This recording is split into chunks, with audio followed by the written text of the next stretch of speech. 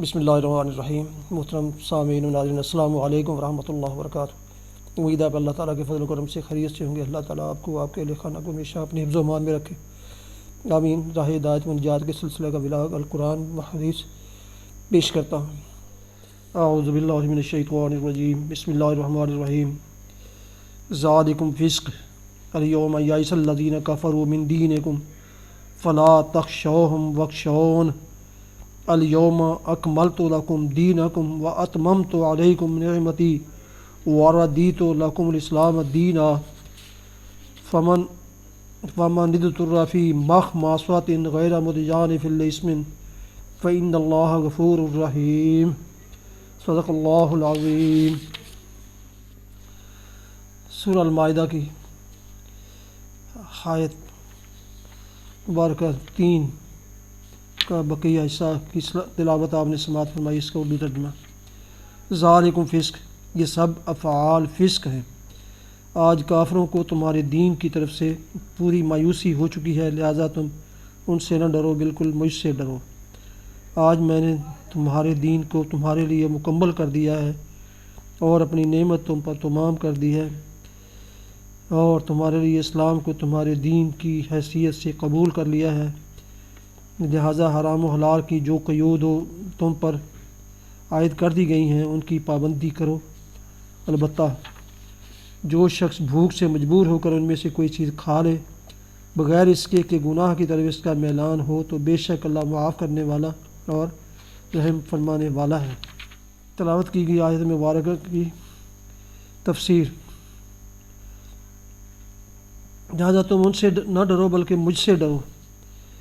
آج سے مراد کوئی خاص دن اور تاریخ نہیں ہے، بلکہ وہ دور یا زمانہ مراد ہے جس میں یہ آیات نازل ہوئی تھیں۔ ہماری زبان میں بھی آج کا لفظ زمانہ حال کے لیے عام طور پر بولا جاتا ہے۔ کافروں کو تمہارے دین کی طرف سے مایوسی ہو چکی ہے، یعنی اب تمہارا دین ایک مستقل نظام بن چکا ہے اور خود اپنی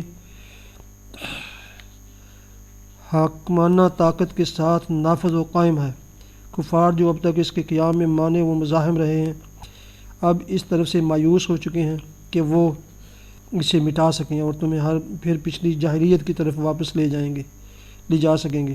لہٰذا تم ان سے نہ ڈرو بلکہ مجھ سے ڈرو، یعنی اس دین کے حکام اور اس کی ہدایات پر عمل کرنے میں اب کسی کافر طاقت کے غلبہ، قہر اور دراندازی اور مزاحمت کا خطرہ تمہارے لیے باقی نہیں رہا ہے۔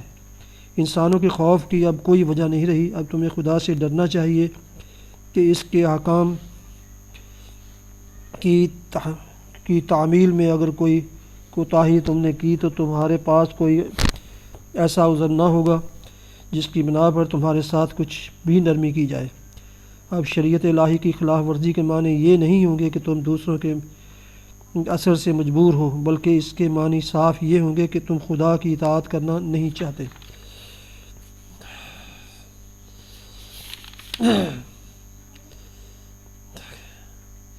لہٰذا حرام و حلال کی جو قیود تم پر عائد کر دی گئی ہیں ان کی پابندی کرو۔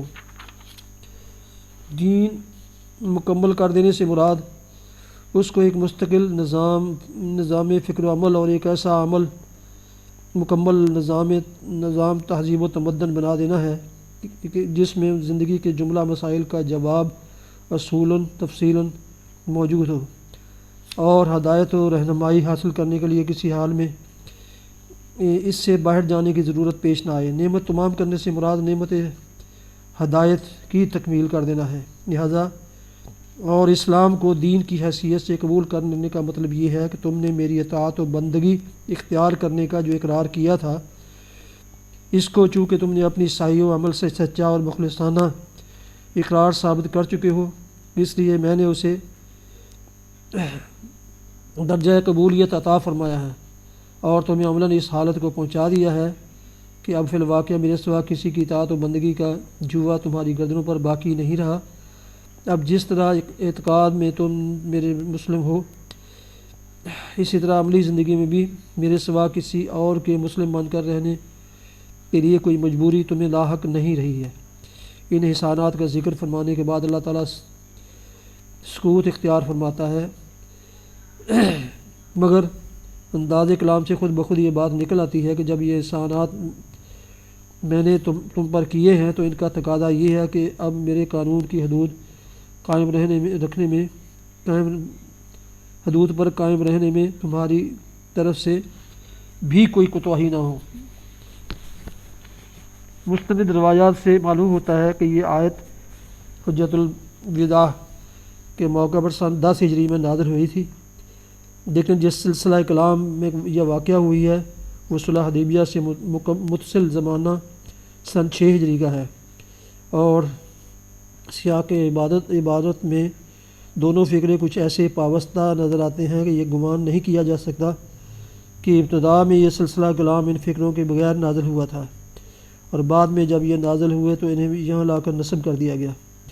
میرا قیاس یہ ہے والعلم عند اللہ کہ ابتداً یہ آیت اسی سیاق کے کلام میں نازل ہوئی تھی، اس لیے اس کی حقیقی اہمیت لوگ سمجھ نہ سکے۔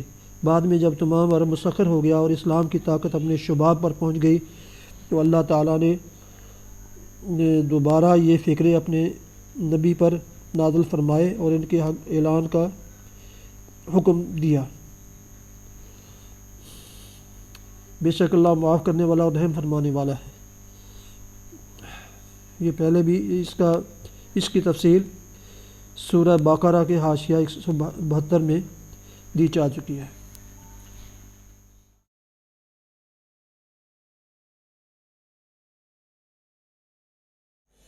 حدیث مبارکہ حضرت ابو سعید خدری رضی اللہ عنہ سے روایت ہے، نبی کریم صلی اللہ علیہ وسلم نے فرمایا، آخری زمانے میں تمہارے خلفاء میں سے ایک خلیفہ ہوگا جو لپ بھر بھر کر لوگوں کو مال دے گا اور اسے شمار بھی نہیں کرے گا۔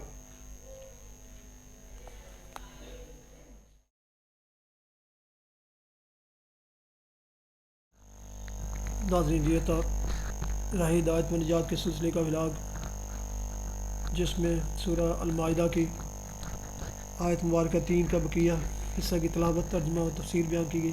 اس کے علاوہ ایک حدیث مبارکہ بھی آپ کی خدمت میں پیش کی گئی۔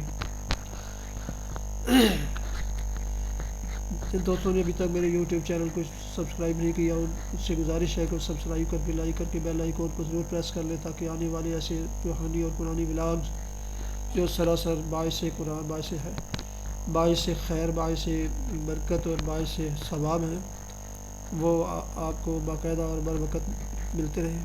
اللہ تعالیٰ آپ کا حامی و ناصر ہو۔